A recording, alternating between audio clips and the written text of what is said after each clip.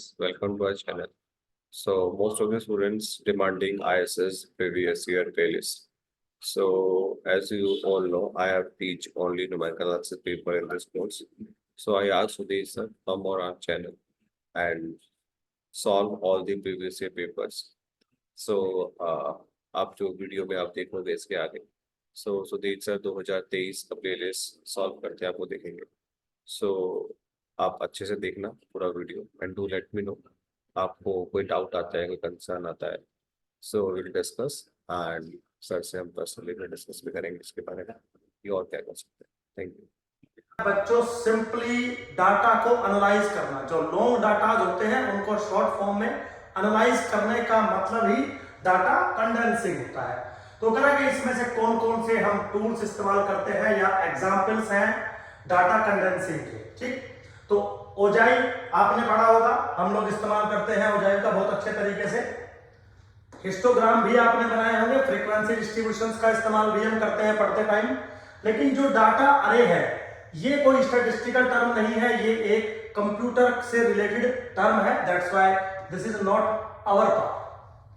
तो इसका मतलब है कि 2, 3 और 4 जो है वो करेक्ट है, means C option is correct option. अगर थोड़ा सा भी आपको आइडिया है तो इस क्वेश्चन में बच्चों कुछ भी नहीं है। आईएसएस का पेपर एक्चुअली बहुत आसान आता है, बस आपको किसी अच्छे से टीचर ने पढ़ाया हो या खुद आपने बहुत अच्छे से पढ़ा हो। चलिए खैर टाइम वेस्ट नहीं करते हैं ज्यादा, अगला क्वेश्चन लेते हैं। क्वेश्चन नंबर 22 क्या कह रहा है? For the value variable x following observations are taken, means कोई रैंडम वेरिएबल है x जिसने कुछ ऑब्जर्वेशंस ली है 2, 5, 0, 6, 3, 8, 1, 3, 0, 2।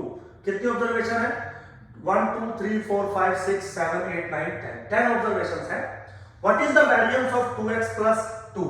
तो मेरे बच्चों थोड़ा सा अगर हम इसको देखें तो सिंपल है क्वेश्चन। सबसे पहले तो वेरिएंस का एक प्रॉपर्टी होता है, वेरिएंस ऑफ 2x प्लस 2 अगर आपको चाहिए, this is 4 times variance of x। Equation number 1, variance is independent from change of origin but not of scale. तो स्केल का इफेक्ट होता है, क्या इफेक्ट होता है वो सामने आपके मैंने लिख दिया।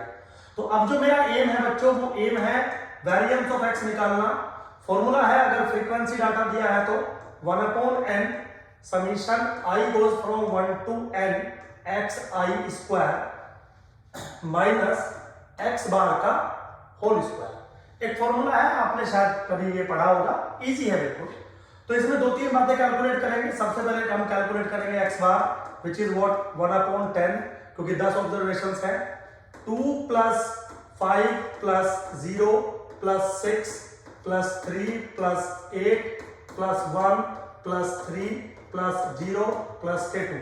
अगर आप इसका टोटल करेंगे तो 30 आ रहा है, 30/10 विच इज व्हाट 3। चलिए इजी है, कोई बात नहीं। x बार की वैल्यू जो है 3 के बराबर आएगी। अब हमें कैलकुलेट करना है 1/10 summation i goes from 1 to 10 xi square. Now this is what 1/10, corresponding values का स्क्वायर कर दीजिए। 4 plus 25 plus 36 plus 9 64 plus 1 plus 9 plus के 2। आप जैसे ही इसको कैलकुलेट करेंगे इसकी वैल्यू वेरी इजी 152 बनेगी डिवाइडेड बाय 10, तो कितना आ रहा है 15.2। चलिए जी, now according to the formula of the variance of x is, अगर मैं सारी वैल्यू को पुट करूं 15.2 माइनस 9 कितना आ रहा है 6.2। ठीक है, तो 6.2 आया variance of x। By equation number 1 variance of 2x plus 2 is what 4 times 6.2 8 24.8। तो 24 is my answer which is option number 1। Again very simple, कोई टिपिकल टास्क नहीं है बच्चों, इतना आपको डेफिनेटली पता होगा। कोई ऐसा मैंने इसमें तीर नहीं मारा है, लेकिन सीरीज चल रही है तो फिर आपको मुझे सारे क्वेश्चन एक बार करके दिखाने, अदरवाइज ये सब चीजें बहुत आसान। चलिए है अगले क्वेश्चन पे चलते हैं। क्वेश्चन नंबर 23 आप रीड कर लीजिए। What is the third central movement? Third central movement of binomial distribution with parameter n and p। Very simple, but आप थोड़ा सा अगर गौर से देखें तो कुछ चीजें आपको पता होनी चाहिए। वो कह रहा है कि x आपका फॉलो करता है बाइनोमियल n, p को, सपोज मान लीजिए। तो सेंट्रल मूवमेंट होते क्या है? सबसे पहले तो बच्चों सेंट्रल मूवमेंट का मतलब होता है आर्क मूवमेंट अबाउट मीन। तो यहाँ पे according to the standard notation this is μ3। Basically this is expectation of x minus expectation of x की whole cube, like this.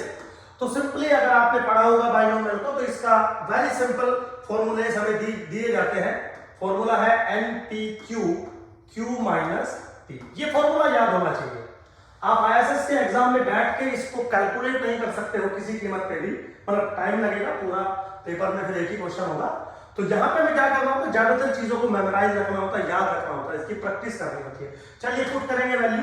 n की वैल्यू 10 है, p की वैल्यू 1/2। तो p की वैल्यू अगर 1/2 है तो q की भी वैल्यू 1/2, तो p माइनस q 0 हो जाएगा।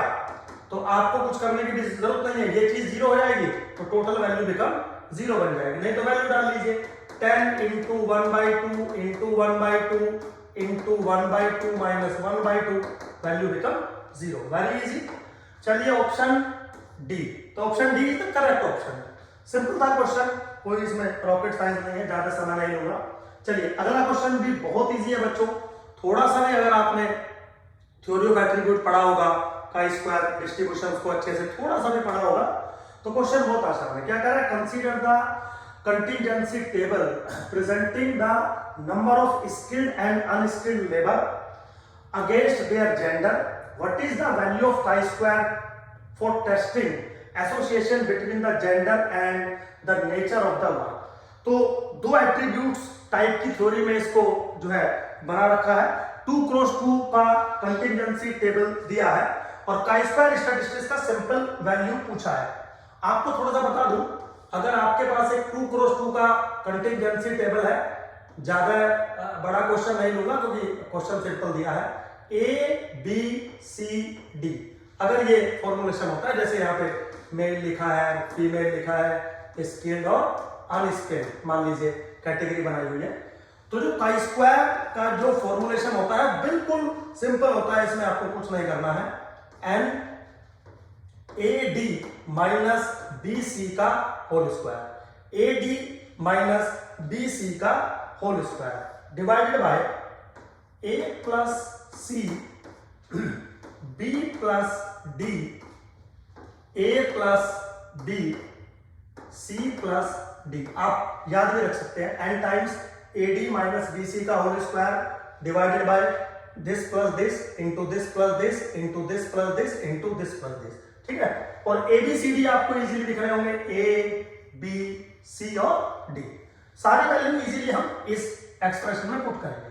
लेकिन ये क्वेश्चन बहुत आसान है, उसका रीजन ये है, अगर आप गौर से टेबल को देखें, AD की वैल्यू अगर आप देखें, A इंटू D की वैल्यू आप देखें तो 600 है, और B इंटू C की वैल्यू देखें वो भी 600 है। वैल्यू डालोगे तो यहीं पे chi स्क्वायर की वैल्यू आ जाएगी 0। तो इसमें तो कोई ज्यादा कैलकुलेशन आपको लगेगी भी नहीं, और D option my correct option. Very easy बच्चों, बस देखिए बेटा, आप ISS बनने जा रहे हो, बड़ी जॉब है, गवर्नमेंट की बहुत अच्छी जॉब है, उसके लिए अगर ये सब चीजें आपको, ये फॉर्मूला नहीं पता है तो फिर देखिए टिपिकल टास्क है। खैर एनीवे आगे चलते हैं, टाइम वेस्ट नहीं करूंगा आपका। अगला क्वेश्चन है 25। If variance of x is 4, थोड़ी सी इंफॉर्मेशन दी है, variance of random variable x is 4, उनके बीच का जो कोवेरिएंस है 32 है और कोरिलेशन कोएफिशिएंट है जो 0.8 है। For some bivariate data then what is the value of variance of y? Very simple, इससे सिंपल क्वेश्चन हो ही नहीं सकता है बच्चों। डायरेक्ट फॉर्मूला है, the correlation coefficient between x and y is equal to covariance between x and y divided by sigma x into sigma y। Sigma x is what? Standard deviation of x, sigma y is standard deviation of y। सारी value put करिएगा, 1 second में आपको answer आ जाएगा। 0.8 is equal to 32, sigma x किसके बराबर है? 2 into sigma y। थोड़ा सा अगर मैं आप मान लीजिए इसको सोल्व करूं तो sigma y is equal to 16 by 0.8, इससे ये कट जाएगा, ये इसके नीचे चला जाएगा। और सोल्व करें 160 बाई 8, तो सिग्मा y इज 20, बट पूछा हुआ है variance of y which is equal to sigma y square is 400। ठीक है, अब देखो 400 कहाँ है, ये रहा 400। तो मेरे बच्चों बहुत इजी क्वेश्चन है, बहुत ज्यादा इजी क्वेश्चन है। अगर आप हमारे इंस्टीट्यूट के दीप इंस्टीट्यूट की अगर आप टेस्ट सीरीज देखेंगे ना तो इनसे 50 गुना टफ है। मतलब जो टफ क्वेश्चन आईएसएस में आपको दिखता है, जैसे मैं अभी क्वेश्चन नंबर 26 से 30 के बीच में बात करूंगा, या क्वेश्चन नंबर 18, 19, 20 मैंने लिया था, वो थोड़े से अच्छे क्वेश्चन थे, उनसे भी टफ हम लोग अपनी टेस्ट सीरीज में आपको क्वेश्चंस देते हैं। तो क्या होता है कि आसान क्वेश्चंस जो डायरेक्ट फॉर्मूलों पे आते हैं बच्चों, वो भी आपको तैयार करना है, क्योंकि उससे आपको क्विकली नंबर मिलेंगे, मार्क्स तो उतने ही मिलने हैं, टफ क्वेश्चन में भी और आसान क्वेश्चन में भी। तो कुछ क्वेश्चन आते हैं जो डायरेक्ट फॉर्मूला बेस्ड आते हैं, उसमें आपको ज्यादा नॉलेज की जरूरत नहीं है, लेकिन जो कुछ क्वेश्चन बहुत अच्छे आते हैं उनमें बच्चों आपको बहुत नॉलेज की जरूरत होती है। अच्छे से पढ़िएगा, अच्छे से प्रैक्टिस करिएगा। खैर, all the best, thank you very much. अब मिलते हैं नेक्स्ट वीडियो में।